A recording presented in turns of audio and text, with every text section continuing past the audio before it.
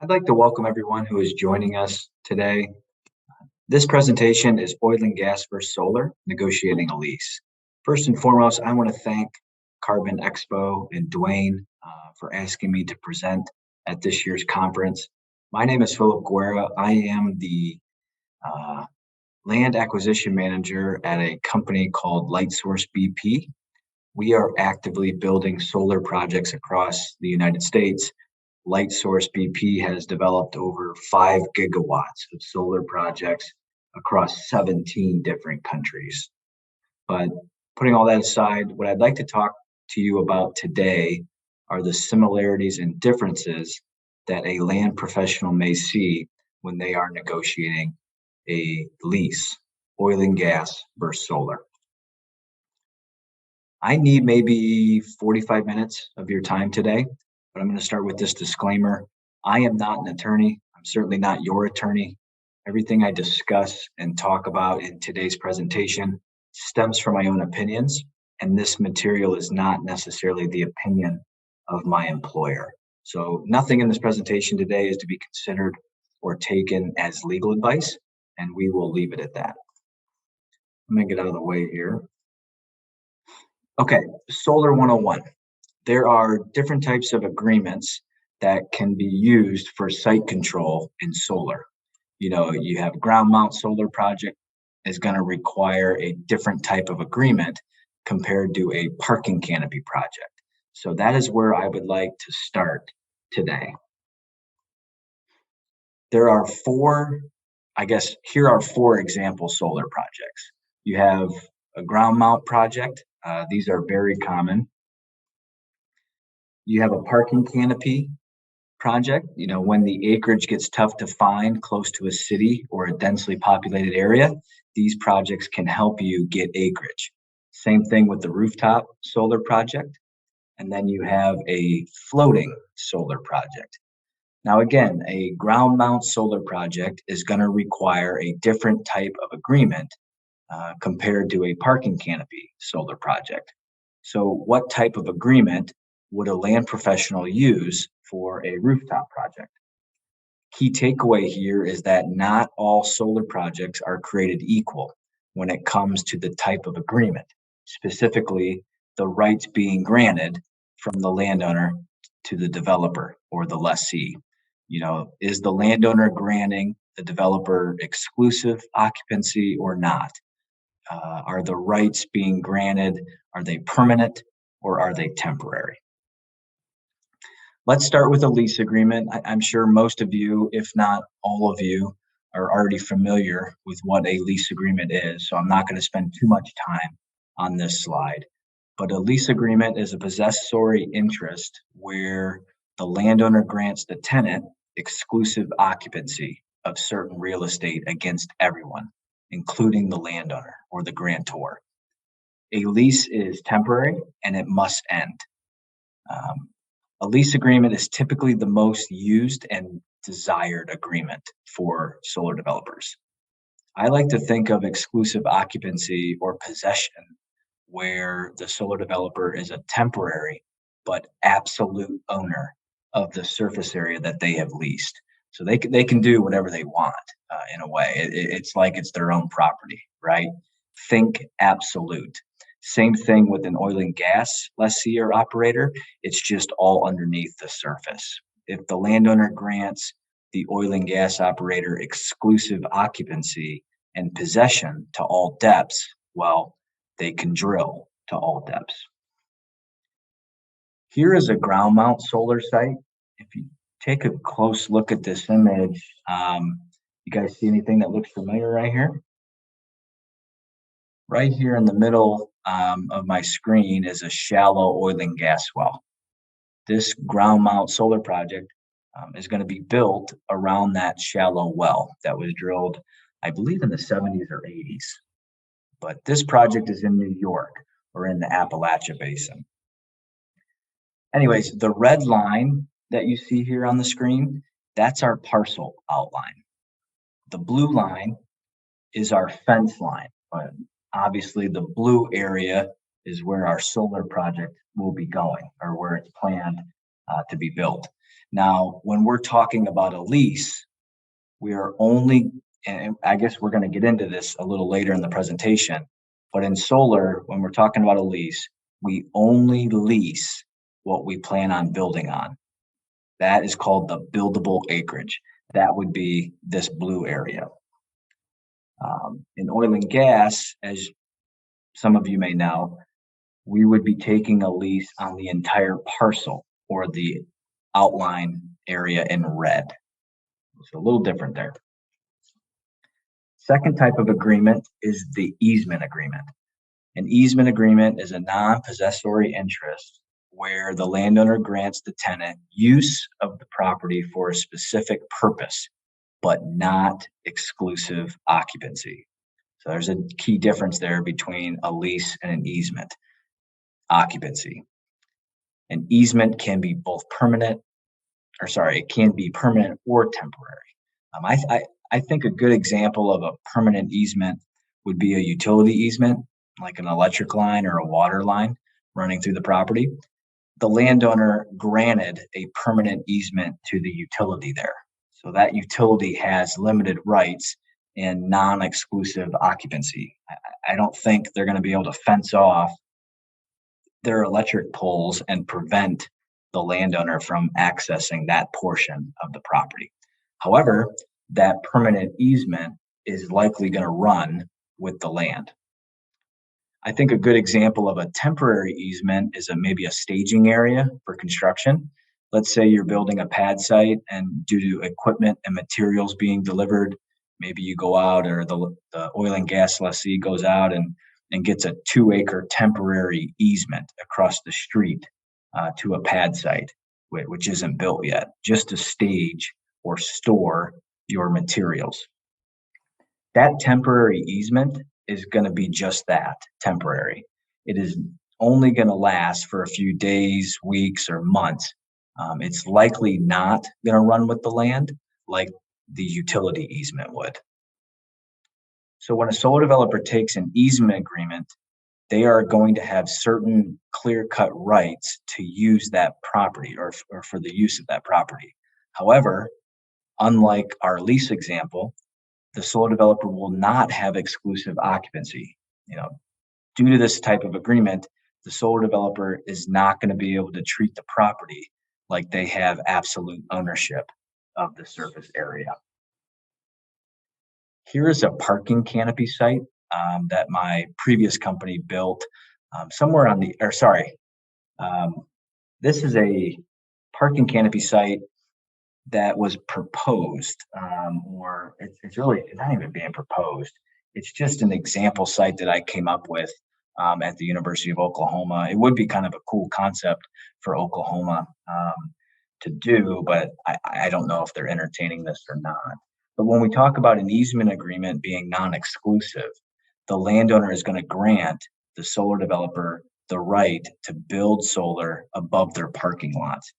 However, the solar developer, unlike in our last example where they would have exclusive possession, they're not going to be able to fence off this entire parking lot and block cars from getting in and out of there.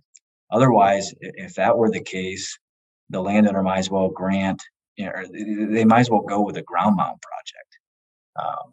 But what's great about these parking canopy sites is that they can be designed around specific use of the property. Here, the parking lot is used to park vehicles. I would imagine this parking lot is used for the stadiums that you see on my screen here. But the panels or the racking are going to be off the ground a little bit, and they're not going to interfere with the purpose or the use case. Again, there is no exclusive possession. But these are my favorite types of projects. Again, I don't know if Oklahoma in this example is entertaining that. I doubt it, but you never know. Okay, last type of agreement that we're going to cover, a license agreement. A license agreement is an interest where the landowner grants the tenant use of the property for a specific purpose. A license agreement is temporary and is technically not a real property interest, but a simple contract that grants one permission to use or occupy the property. Um, I want to ask you a question. What do you think the biggest issue after reading this that do you see an issue for a solar developer? Can you think about that for a minute with the license agreement?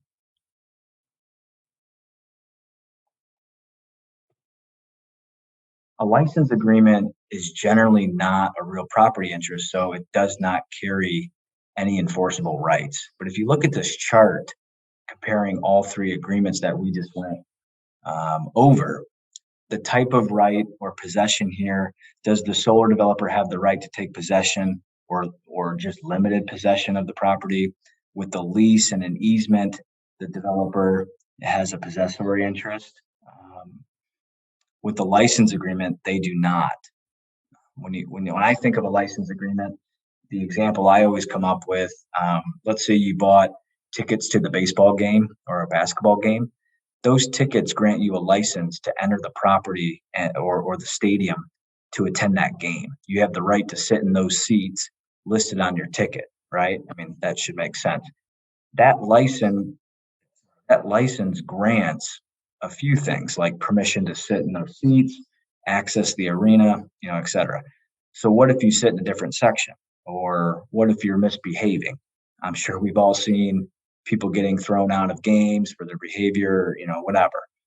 But that stadium or the grantor of that license can revoke that license at any time, pretty much. So if you're being unruly or rowdy, whatever, and they want you gone, you do not have the right to stay there. It's not like your house where you have exclusive possession. You can't just roll up a sleeping bag after the game and sleep in the arena. You just don't have that right to stay. They will remove you. They will revoke your license to be there. So apply that to, I guess, a solar project. If a solar developer, they need to be careful, for they don't want to build a project and then 2 years later have the grantor of that license just revoke it. That would be problematic. Let's quickly go through the rest of these lines. Which agreements are revocable? That's another important one. Does the contract have to be in writing? Specific agreements, as or likely know, they have to be in writing. Going back to the license agreement, I think this is probably these two fields right here. Is the project insurable? I think at the end of the day, that's one of the biggest questions that the solar developer is going to have. If they can't get insurance for the project, they likely cannot finance the project. There needs to be insurance in order to get finance. And if you can't get financing for the project, what are you doing? Most financing parties, they're going to want a lease. If not a lease, a license agreement will likely be acceptable. The easement agreement will likely be acceptable.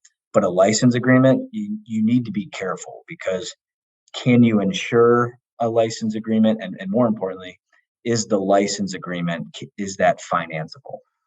Can you get a financing party to finance a project with just a license? All right, let's go back to this slide real quick and we'll wrap up this section. So with the ground mount site, the solar developer is likely want to go with, they're going to go with a lease, period. It just doesn't make sense to take an easement or a license on a ground mount solar site. Looking at parking canopy sites, that type of project is likely going to require an easement. Can you get a lease there? Sure. Or a license, you probably can't get a lease there. Can you get a license? Maybe. But you're likely going to have trouble financing or insuring that project, maybe both. Regarding the rooftop projects, I think the industry would prefer to have a lease. But I've seen both leases and easements used for these types of projects. And lastly, and this is kind of an open-ended question here for I don't have the answer, but what type of agreement would you use for a floating solar project? Can you lease a public lake? We all know you can lease underneath a lake for drilling oil and gas, but can you lease the surface of a lake and take exclusive possession? Would an easement work best here? Again, I don't have the answer. My guess is that if it's a public lake that people can boat and swim in, you are likely going to take an easement agreement. But maybe if it's a private lake, like a retention pond at an office park or something like that, maybe the landowner will grant you a lease. So I think that's going to be case by case, and it's going to depend. To date, I've never, I haven't had the experience or haven't had the opportunity to negotiate a floating a floating solar project. Haven't been able to do it. Okay, second section of this presentation today. Let's talk option agreements and focus on the most used agreement in solar, which is the lease. So we're going to talk about a lease for a ground mount solar project. What is an option agreement? An option agreement is where the landowner grants the solar developer an exclusive right to a future lease, easement, or license. The developer typically can assign the agreement and has the right to unilateral termination, just like an oil and gas developer or operator would if they took an oil and gas lease. The option agreement is a unilateral termination, meaning the landowner, once they sign, they're locked in. But all future terms, when it comes to an option agreement, are agreed upon execution. So I'm a visual person. I want to show you the structure or the composition of an option to ground mount solar lease agreement. So here you have your option agreement. This is going to be the terms of your option, how long the option lasts, how much the landowner is getting paid while the option period is whether it's 3 years, 5 years, all of that's going to be in this part of the agreement. Your exhibit A is going to be likely your legal description. Your exhibit B, it could be a map of the property, or maybe you put a conceptual layout in here showing what the design is going to look like and where on the property is going to go. But you'll notice here, exhibit C is going to be the actual lease agreement that will be signed down the road by both parties once the option is exercised. So again, when the landowner and the solar developer sign this option to lease agreement, they are agreeing to the option terms or the terms in the option, but they are also agreeing to the terms in the lease. But we're going to go through all of these. Notice that in this example, the future lease agreement is agreed upon at the same time the option agreement is signed. Just, I want you to take that away from this section of the presentation. Everything is agreed upon up front. Another way I've seen solar developers structure their option agreement is they'll have an option, a legal description, maybe a depiction of the property too, and then they'll simply have what's called a term sheet for future lease terms. What's interesting about this setup or structure is that the parties are not agreeing to the lease up front or the terms of the lease. That if you've ever taken a lease before, you know that you don't have an agreement with the other party until they sign on the line. And sometimes getting them from a verbal yes on the phone or even in person to an actual signed document in your hand can be problematic. Again, solar developers are still doing this today.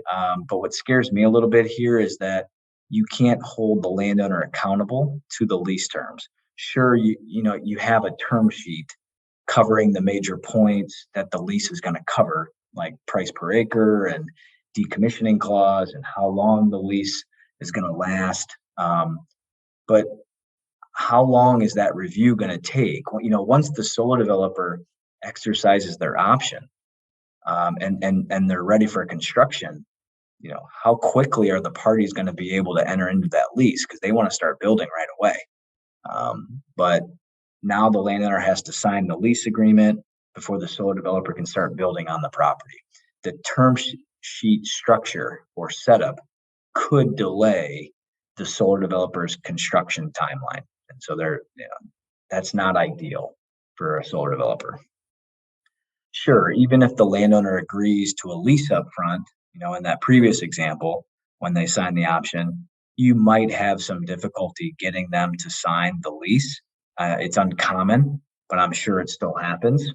The landowner might see there's a good time to renegotiate something in the lease, or even the developer might try to renegotiate something like a price per acre. But personally, and this is just my opinion, but I think it would be best if both parties agree to everything up front, if they can. Okay, quick question for you guys again, and we can discuss this maybe in the Q&A later. Why option the property? Would a delay rental lease here work better for a solar developer? I get why a paid up lease wouldn't work. For the solar developer does not want to start making those lease payments when they have at least 12 to 18 months worth of due diligence work and permitting work, maybe more. What if the project fails during the interconnection study, or with the utility, or maybe they don't obtain their building permits with the local governing body? Something to think about here, but it might just be easier to jump right into a lease. And in my opinion, for a lot of these developers, jump into a lease with an option period baked into it. So that way the lease payments aren't starting from the effective date of the lease. They start maybe once construction starts or something like that. Okay, let's start going through some of these terms and clauses of the option agreement. First and foremost, our Exhibit A to the option agreement is going to be our legal description. Most of you should know what a legal description is. I'm not going to spend too much time on it. It's just a complete and accurate description of the desired property the solar developer wishes the option. So here in this example lease form, this is the option to lease agreement. You'll see the reference to the property being located in whatever county, located maybe at this address, and described on Exhibit A. That Exhibit A would likely be your legal description. That's where that would go. I am going to bring up the buildable acreage here in a minute. I know if you look at this example option agreement, you're going to see that a land professional is going to want to enter the county, the address, and eventually the acreage here. This would also be a good location, I think, outlined in gold to put your gross acreage if you wanted to do that. So maybe you put, Erie County located at this address containing 70 gross acres as described in Exhibit A. But that, in my opinion, that would be a good place if you wanted to add that. A good place to add the gross acreage would be right here. Okay, and then here's our Exhibit A. Just goes through, I'm sure most of you have seen a legal description for a property. But what if we're actually optioning, what if we're only going to build on 20 or 30 acres and the legal description is for the entire property totals 70 or 100 acres? Where do you get the legal description from at this point in the process? At this point in the process, the legal description that's entered into the option agreement, what you see here, is typically going to be from your source deed for the entire parcel. Again, the source deed, the land professional is going to go to the source deed in the courthouse, whatever's instrument is vesting title into the landowner. Take that legal description for the entire parcel. We don't have a legal description yet for the solar area that we plan on, putting on the property. Eventually, we will have a legal description once the survey is completed. But the key takeaway here is that your legal description in the option agreement is going to come from the source deed. It's the same thing you do in oil and gas. If a mineral owner only owns a portion of the minerals underneath the parcel, we would still use the source deed for the entire parcel. Now, remember when I was talking about buildable acreage in solar versus paying on the entire acreage or the entire net acreage like you do in oil and gas? Again, in solar, developers typically only pay for what they plan on using. So are we optioning the entire parcel or just the area that we plan on building solar? It's a great question, right? I think it's going to depend on what the landowner wants to do. So as a land professional, in my opinion, try to option the entire parcel if the landowner will let you do that. You may have to pay for it, or the solar developer may have to pay for it, but that could provide your company or the solar developer options as far as moving the system around, increasing or decreasing the system size, sometimes locking yourself into smaller acreage or into a smaller acreage size, and then trying to go back to amend the option agreement to accommodate can be time consuming and unnecessary. But most landowners that I've worked with in the past typically will not sign an option agreement unless they see where on the property that the solar developer wants to put the system, which includes the number of acres. Showing they want to see the access road, the fence line, where the setbacks are, all of that. And that typically requires engineering work, and engineering work that costs money to get done. So if you go this route and you're looking for a 30-acre project on 100 total gross acres, you likely don't have to option the entire 100 acres. You only need to option, or the solar developer only needs to option what you plan on leasing or what they plan on leasing down the road. However, in my opinion, if the landowner is willing to option all 100 gross acres, take it. So in this example option agreement, and this setup can be drafted differently. It doesn't necessarily have to look like this, but in this example agreement, this area highlighted in yellow is where the estimated buildable acreage would go. Here they call it the leased premises, but again, we don't have to enter the gross acreage here. That goes up in clause A or in that area, but this is where our estimated buildable acreage is going to go. But let's go over this example again. Our landowner has decided to option this entire parcel.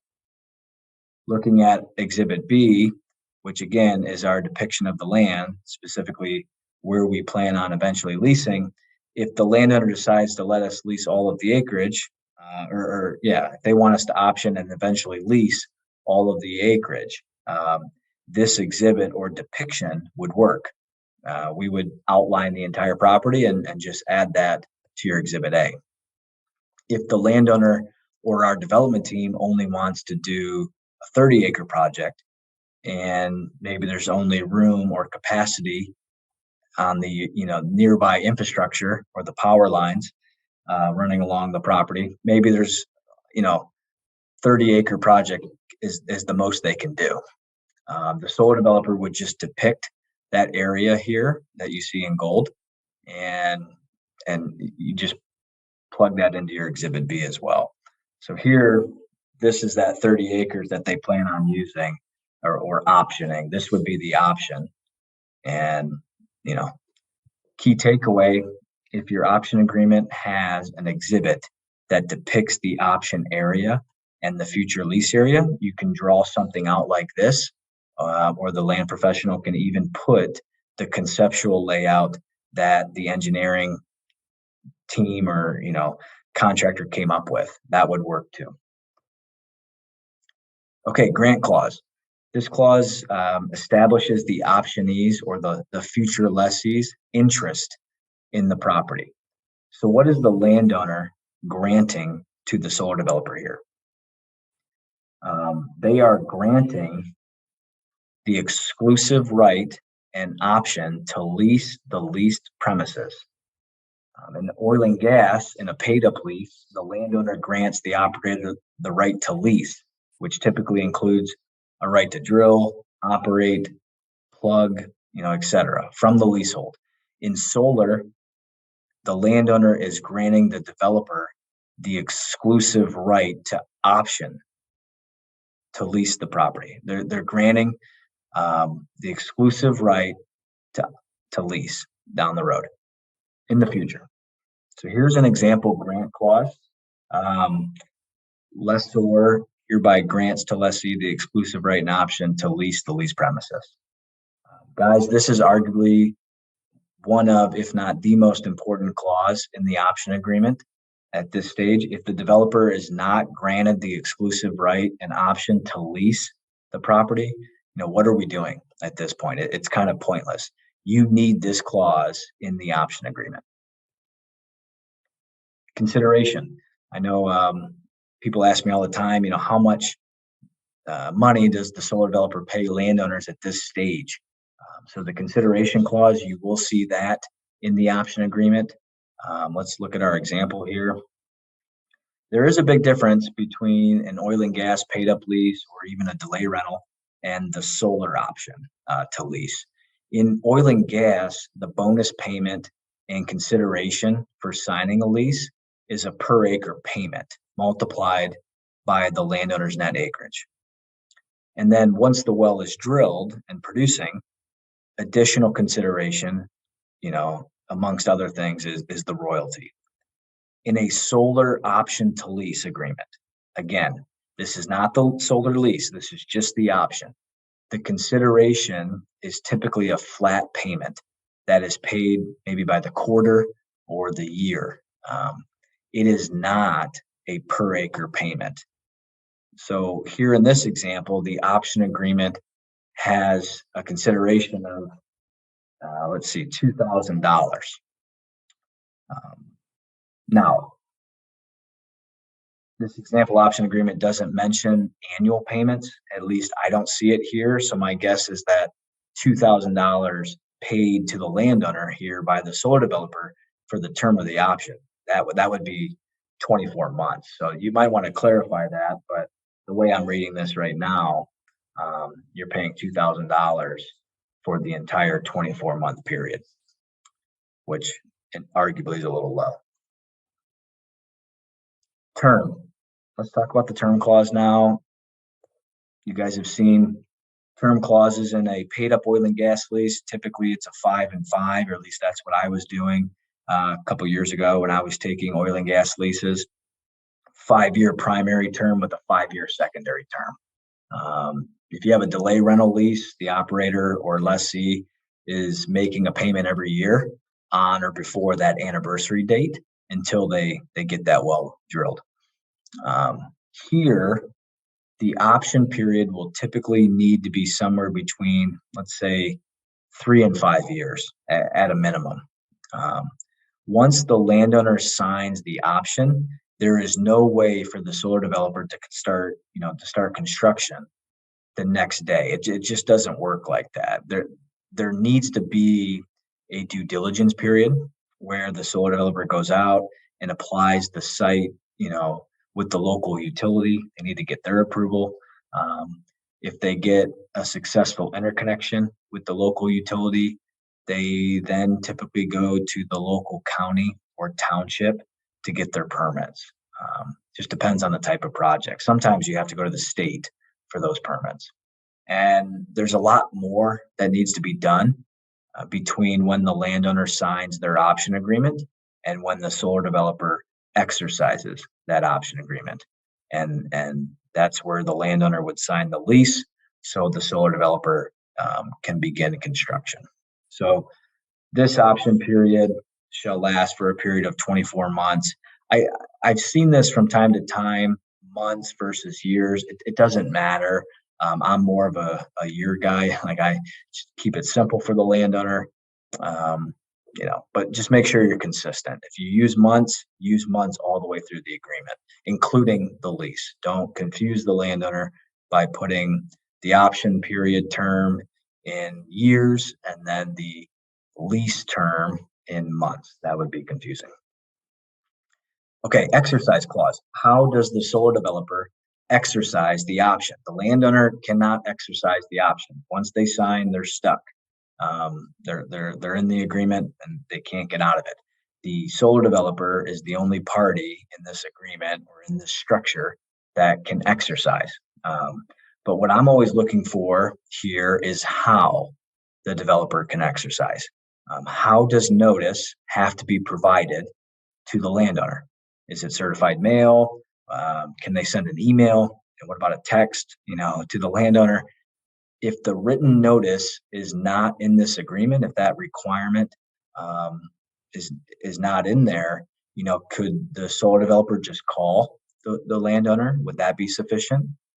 I I think the more specific you get here, the better. Written notice, in my opinion, works best. It provides some flexibility, or I think the developer should provide some flexibility, like email, I think would be just fine, versus sending a certified letter. But again, every solar developer and their legal team is going to be a little different. Now, remember when I told you guys earlier that an option agreement can be set up where the parties agree to the option agreement and have a term sheet with the lease terms? Not the way I would do it, but you will see in this example exercise clause that once the developer exercises the option, the parties will start the lease negotiation period. Again, if the lease has already been agreed to up front at the time that the option was signed, once the option is exercised, the parties can just enter into the lease. But here, it says within 60 days, they're going to go into this lease negotiation period. And again, once the option's exercised, the solar developer's pretty much ready for construction. They want to get going. So they certainly don't want to see a delay there. Okay, termination clause. If the option isn't exercised and the project for some reason fails interconnection or doesn't get its permits or the financing is not there, whatever other reason you can come up with, how does the solar developer terminate the option? So here's an example termination clause, similar to the exercise clause that we just went over. What I'm always looking for here is how the solar developer can terminate the option agreement. How does notice have to be provided to the landowner? Certified mail, email, all that stuff we just went over. The more specific you get here, the better. Written notice, I think, is best. Again, provide some flexibility if you can, like an email or electronic notification. Okay, I want to wrap this section up. Here are some other important clauses that a land professional might see in an option agreement. Confidentiality clause, you might see a crop damage clause during the option period. Let's say the solar developer sends out a crew to do some environmental impact studies, surveys, soil samples, all so they can get ready for permitting. What if this developer's or solar developer's employee or their contractor damages crops while out on the property? A crop damage clause could help address that concern that the landowner may have. Insurance, same thing about with the crops. What if that, I guess, if somebody's injured on the, I guess completing a survey somehow, or somebody gets injured on the property or worse, dies on the property, that landowner does not want to be held responsible for that. The solar developer should probably carry insurance. That's what that would address. Going back to the crop damage clause, though, what happens if the option is exercised in the middle of the crop season? Let's say the solar developer exercises the option in the middle of July or August, and there's still crops on the field, corn, beans, whatever. If the solar developer wants to build in August, but crops are still in the ground, a crop damage clause could lay out what type of payments would need to be made to the landowner in order to address that concern. Or it could even restrict when the option can be exercised. Maybe the solar developer can only exercise the option outside of the farming season. So anytime between, let's say, November 1st and April 1st, something like that. That way, both parties, avoid crop loss altogether. So you will see, or I've seen this crop damage or crop, clause addressed in a few different ways, especially when the landowner is a farmer. Landowner cooperation with feasibility studies, that basically means, I'm always looking for good partners. I certainly don't want to sign a landowner and then have him or her just disappear on me and not be involved in the process, the development process, because a lot of times the solar developer is going to need documents signed. The utility might require a document signed from the landowner, the permitting body, same thing. And again, the solar developer wants to see landowner cooperation with anything that they're doing. Non-interference, again, landowner doesn't, solar developer doesn't want to see the landowner getting in the way with anything that they're doing as far as trying to get the project built, permitted, all of that. And the successors and assigns clause, can the solar developer assign their rights in the option agreement? Can they assign it to a different party or a different developer? And furthermore, can the landowner assign his or her rights? I've seen it structured where the solar developer can assign their rights, whereas the landowner can also do that, but they would have to notify the solar developer first. So just depends on what you're seeing there, but I've seen a couple ways. Here's the last slide I want to show you as far as clauses, and I want to compare an oil and gas lease with the solar option. So go ahead and take a look at that for a minute.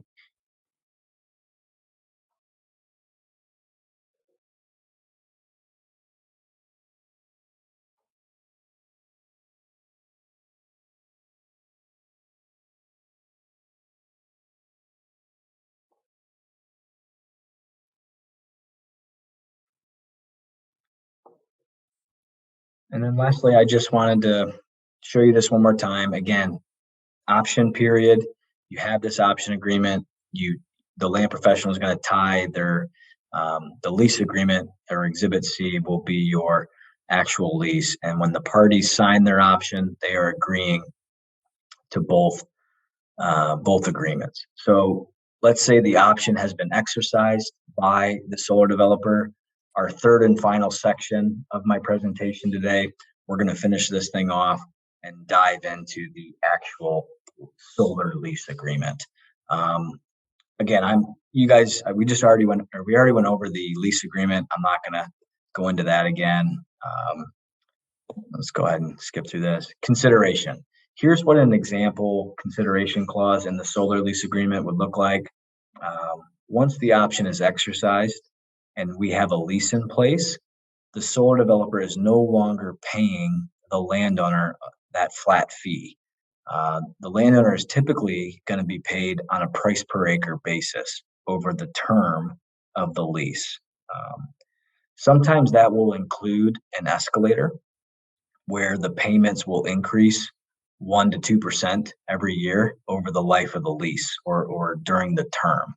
Lately, with inflation being where it's at today, I've seen a lot of landowners, or I've heard from a lot of landowners that they would like to see the escalator, the lease rent escalator, tied to the CPI index.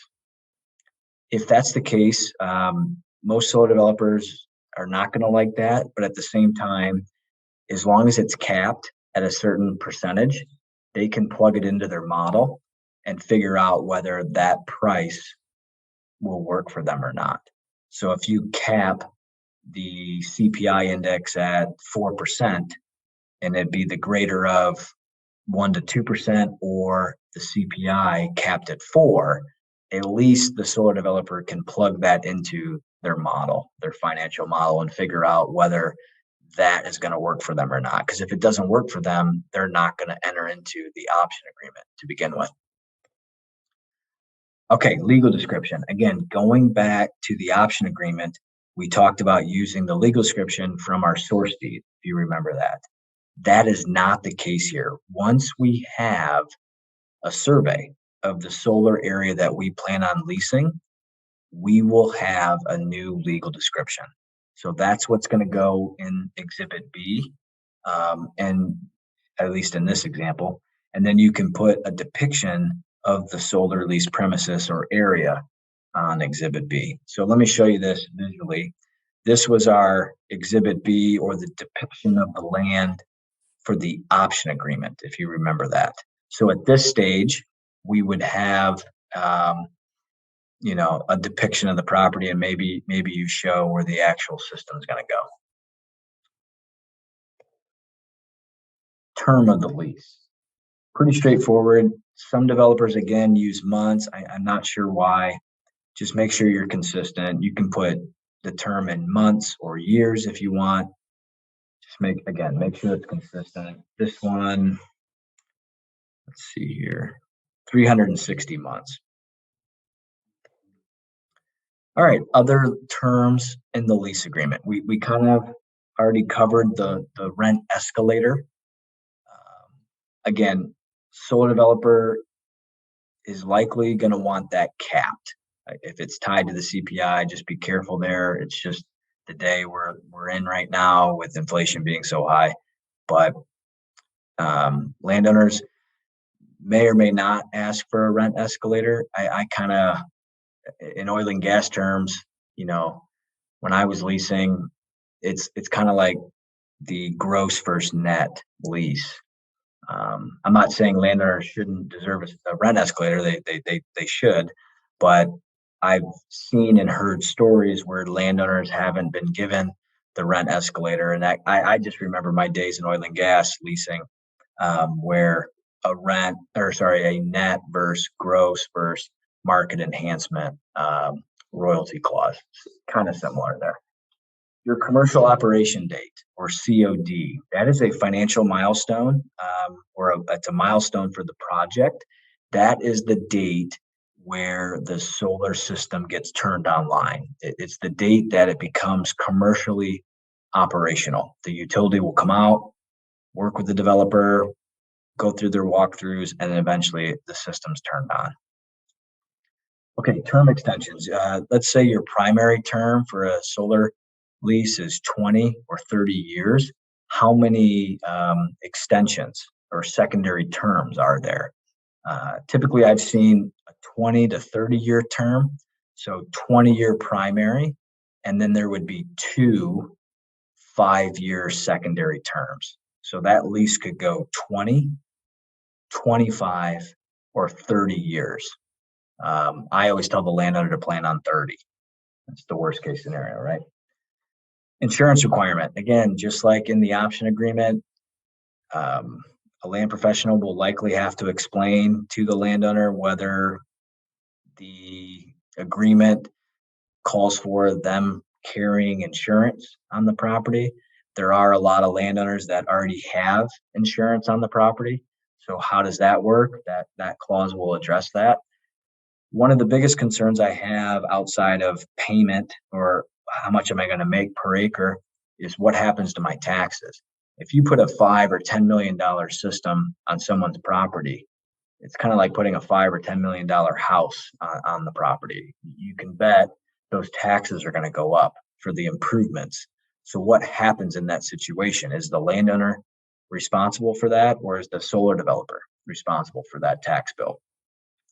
The taxes are typically paid, any increase in the taxes due to the solar project or due to the multi-million-dollar improvements on the property, they're typically going to be paid by the solar developer.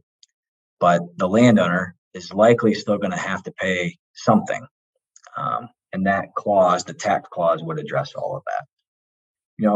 Quickly going through these, what happens in a default? I think the decommissioning, if a party defaults, doesn't make a rent payment, for example, how is that addressed? That's usually an important clause that you would see in the solar lease.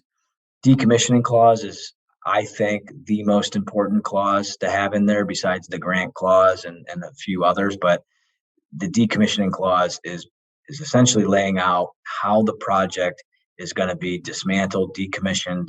How is the solar developer going to return the property back to its original state once the primary or secondary terms are completed?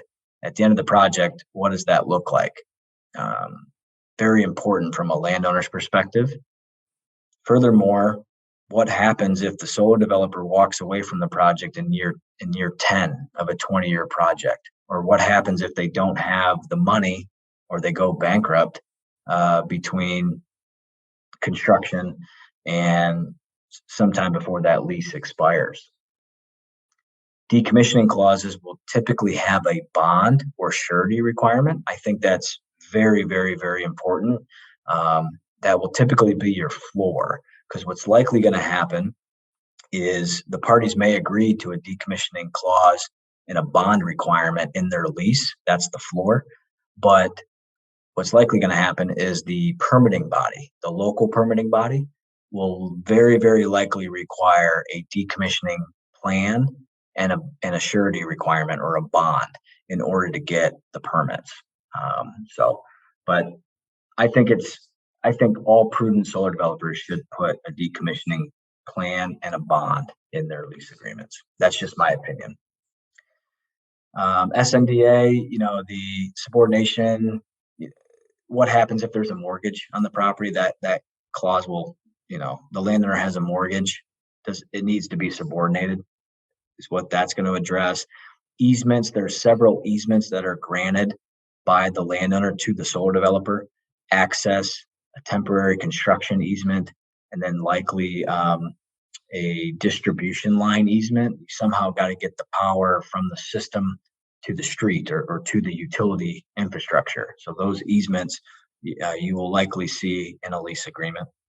The financing clause, I tell most land professionals and landowners, we're not touching this clause. Basically, the solar developer and their attorneys will have a financing clause in there.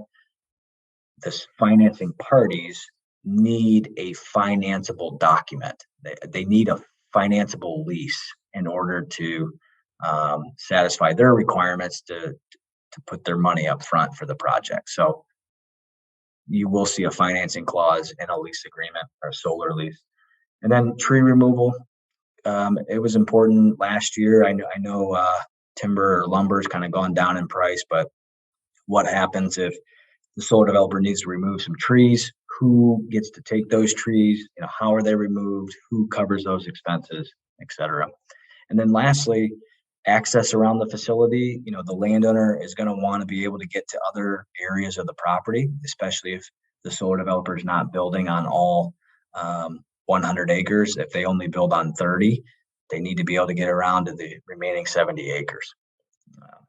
And then the distribution line, those telephone poles and maybe an underground easement or a combination of both, connecting the solar system to the utility infrastructure at the street. Landowners may not want that near their house. They also may not want that near their driveway, or the solar developer might not be able to use the landowner's driveway. So you can see where other terms of the lease agreement would come in, addressing those concerns that the landowner has. And last slide for you guys today, and we'll get to questions. This is comparing an oil and gas lease and a solar lease. So I'll let you guys look that over.